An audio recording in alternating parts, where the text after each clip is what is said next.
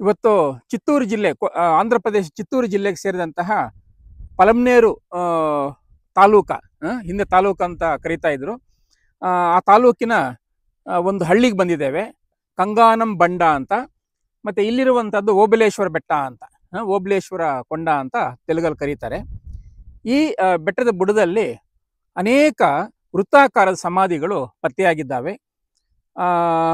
Decorated ಮಡಿಕೆಯನ್ನ ನಾವಿಲ್ಲಿ ನೋಡಿದ್ವಿ. ಇದೊಂದು ಸಮಾಧಿ. ಈ ಸಮಾಧಿ ಒಳಗಡೆ ಈ ರೀತಿಯ ಮಡಿಕೆಯಲ್ಲಿ ಶವ ಸಂಸ್ಕಾರವನ್ನ ಮಾಡಿರ್ತಕ್ಕಂಥದನ್ನ ನಾವಿಲ್ಲಿ ಗಮನಿಸ್ತಾ ಇದ್ದೀವಿ. ನಮ್ಮ ಜೊತೆ ಬತ್ತನಪಲ್ಲಿ ಮುನಿರತ್ನಂ ರೆಡ್ಡಿ ಅನ್ನುವಂಥ ವಿದ್ವಾಂಸರಿದ್ದಾರೆ. ಈ ಭಾಗದಲ್ಲಿ ಚರಿತ್ರೆಯ ಬಗ್ಗೆ ತುಂಬಾ ಕೆಲಸ ಮಾಡಿದ್ದಾರೆ. ಅವರು ಗಮನಿಸಿರುವ ಹಾಗೆ ಈ ರೀತಿಯ 7 ಮಡಿಕೆಗಳು, ಅಂದ್ರೆ ಸೈಜ್ ಚಿಕ್ಕದು ದೊಡ್ಡದು ಆ ತರದ್ದು 7 ಹಂತದಲ್ಲಿ ಮಡಿಕೆಯನ್ನು ಜೋಡಿಸಿ ಸಮಾಧಿ ಮಾಡಿರೋದನ್ನು ಕೂಡ ನಾವು ನೋಡಿದ್ದೀವಿ ಅನ್ನುವಂಥ ಮಾತನ್ನು ಕೂಡ ಅವ್ರು ಹೇಳಿದ್ದಾರೆ. ಅದಕ್ಕೆ ಸಾಕ್ಷಿಯಾಗಿ ನಮ್ಗೆ ಇಲ್ಲೊಂದು ಅಪರೂಪದ ಕಂದು ಬಣ್ಣದ ಒಂದು ಮಡಿಕೆ ನಮ್ಗೆ ಸಿಕ್ಕಿದೆ. ಅಲಂಕಾರ ಕೂಡ ಮಾಡಿದೆ. ಅಂದ್ರೆ ಇದು ಏನಿಲ್ಲ ಅಂದ್ರೂ ಕೂಡ ಒಂದು 2500 ಅಥವಾ 3000 ವರ್ಷಗಳಷ್ಟು ಹಳೆಯ ಒಂದು ಮಡಿಕೆ ಅಥವಾ ಸಮಾಧಿ ಇದು ಆಗಿರ್ಬೋದು ಅನ್ನುವಂಥ ಒಂದು ಅಂದಾಜನ್ನು ಕೂಡ ಮಾಡಬಹುದಾಗಿದೆ. ಈ ರೀತಿಯ ವೃತ್ತಾಕಾರ ಸಮಾಧಿಗಳು ಈ ಭಾಗದಲ್ಲಿ ಸುಮಾರು 100 ಇದೆ ಅನ್ನುವಂಥ ಮಾತನ್ನ ನಮ್ಮ ಬತ್ತನಪಲ್ಲಿ ಮುನಿರತ್ನಂ ರೆಡ್ಡಿ ಅವರು ಈಗ ಮಾತಾಡ್ತಾ ಇದ್ರು. ಅಂದ್ರೆ ಆಂಧ್ರ ಮತ್ತು ಕರ್ನಾಟಕ ಗಡಿ ಪ್ರದೇಶ ಇದು. ಇಲ್ಲಿಂದ ಒಂದು 15 ಕಿಲೋಮೀಟರ್ ನಾವು ಈ ಕಡೆಗೆ ಬಂದ್ರೆ ಕರ್ನಾಟಕ ಸಿಗತ್ತೆ. ಕರ್ನಾಟಕ ಮತ್ತು ಆಂಧ್ರದ ಗಡಿಯಲ್ಲೇ ಇರೋದ್ರಿಂದ ಇದು ಕರ್ನಾಟಕ ಚರಿತ್ರೆ ಕೂಡ ಆಗತ್ತೆ. ಆಂಧ್ರ ಚರಿತ್ರೆ ಬೇರೆ, ಕರ್ನಾಟಕ ಚರಿತ್ರೆ ಬೇರೆ ಅಂತ ಇವತ್ತು ಮಾತಾಡಿದ್ರು ಕೂಡ ಇದು ಗಡಿಯಾಗಿರೋದ್ರಿಂದ ಹಿಂದೆ ಬಾರ್ಡರ್ ಯಾವ ಕಡೆ ಹೋಗಿತ್ತು ಅಂತ ನಮ್ಗೆ ಗೊತ್ತಿಲ್ಲ. ಈ ಬಾರ್ಡರ್ಗಳು ಬದಲಾಗ್ತಾ ಇದ್ವು. ಇರ್ಲಿ, ಒಟ್ಟಾರೆಯಾಗಿ ಇದು ನಮ್ಮ ದಕ್ಷಿಣ ಭಾರತದ ಬಹಳ ಅದ್ಭುತವಾದಂತಹ ಕುರುಹುಗಳಲ್ಲಿ ಒಂದು. ಈ ಅಲಂಕೃತ ಮಡಿಕೆ ನಮ್ಮ ಚರಿತ್ರೆಯನ್ನು ಹೇಳುವಂತದ್ದಾಗಿದೆ ಅನ್ನುವಂಥ ಮಾತನ್ನು ಮಾತ್ರ ಈ ಸಂದರ್ಭದಲ್ಲಿ ಹೇಳಬಹುದು. పలమనేరు తాలూకా గంగవరం మండలం ప్రాంతంలోని కంగానంబండ ఓబళేశ్వరుని గుట్ట మధ్య ప్రాంతంలో ఉండే స్విప్తు సమాధులు ఇవి. ఇక్కడ పూర్వకాలం నాడు అంటే సుమారు క్రీస్తు పూర్వం ఒక 1000 సంవత్సరాలు అట్లా 1500 సంవత్సరాలు కాలం నాటి సమాధి ప్రక్రియ ఈ విధంగా ఉండేది. ఈ సమాధి ప్రక్రియ అంటే 8 అడుగుల లోతు, 6 అడుగుల వెడల్పు, 6 అడుగుల పొడవు కలిసిన సమాధి గుహలు అంటే ఒక గృహం మాదిరి తయారు చేసుకునేవాళ్ళు ఆ కాలంలో.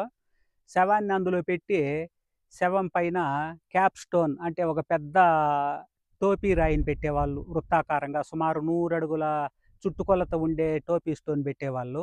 దీంట్లో శవంతో పాటు ఆత్మ బతికే ఉంటుందనే, మనిషికి 100 ఏండ్ల ఆయుస్సు అయితే 70 ఏండ్లకో 80 ఏండ్లకో చనిపోయింటే ఆత్మ ఇంకా ఒక 20 ఏండ్లు బతికే ఉంటుందనే ఉద్దేశంతో ఆ ఆత్మ రాకపోకలకు ఒక రంధ్రం పెడుతూ ఆ బండకి, తర్వాత 7 దొంతులు మట్టి కడవలు, నీళ్లు, ఆహారము, ఇతర ధాన్యాలు పెట్టి 7 వరుసల రాళ్ళు కూడా పేర్చి మంత్రయుక్తంగా నిక్షిప్తం చేసేవాళ్ళు ఆ రోజుల్లో. వైదిక ఆచారాల ప్రకారము ఆ రోజుల్లో 7 వరుసల రాళ్ళు పేర్చి లాస్ట్ వరుసలో మంత్రాలు చెప్పి అయ్యవారికి భూదానమో గోదానమో ఏదో దానం ఇచ్చి మా తాలూకు వ్యక్తి స్వర్గానికో వైకుంఠానికో పోవాలనే ఉద్దేశంతో ఆశీర్వాదం మిమ్మల్ని అయ్యవారి ద్వారా మంత్రంతో శవాన్ని స్వర్గానికి పోయే విధంగా చేసుకునే ప్రక్రియ ఇది.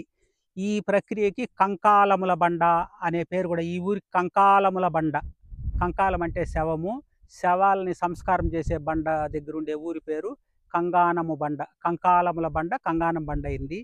ఈ ప్రాంతంలోనే శవాన్ని అంత్యక్రియలు నిర్వహిస్తే స్వర్గానికి పోతాడనే పవిత్ర ప్రాంతంగా ఎంచి సమీప గ్రామాల్లో ఉండే వాళ్ళు కూడా తమ ప్రాంతంలో ఉండే వాళ్ళు ఎవరైనా చనిపోతే ఆ వ్యక్తిని తీసుకొని వచ్చి ఇక్కడనే సమాధి చేయించే వాళ్ళు అయ్యవార్ల ద్వారా. ఆ కాలం నాడు అంటే 1500 క్రీస్తుపూర్వం 1500 సంవత్సరాల నాటి ఈ ప్రక్రియ. ఇదే ప్రక్రియలో పాండవుల గుళ్ళు అనేవి కూడా బాపలనత్తం దగ్గర ఏర్పడినాయి. అయితే ఇది ఒక రకమైన అయ్యవార్లు చేయిస్తే అదొక రకమైన అయ్యవార్లు చేయించే వాళ్ళు అంత్యక్రియల్ని. ఆ సమయంలోనే బౌద్ధ జైన మతాలు ఏర్పడినట్టుగా చరిత్ర పరిశోధనలో నా వరకు తెలిసింది.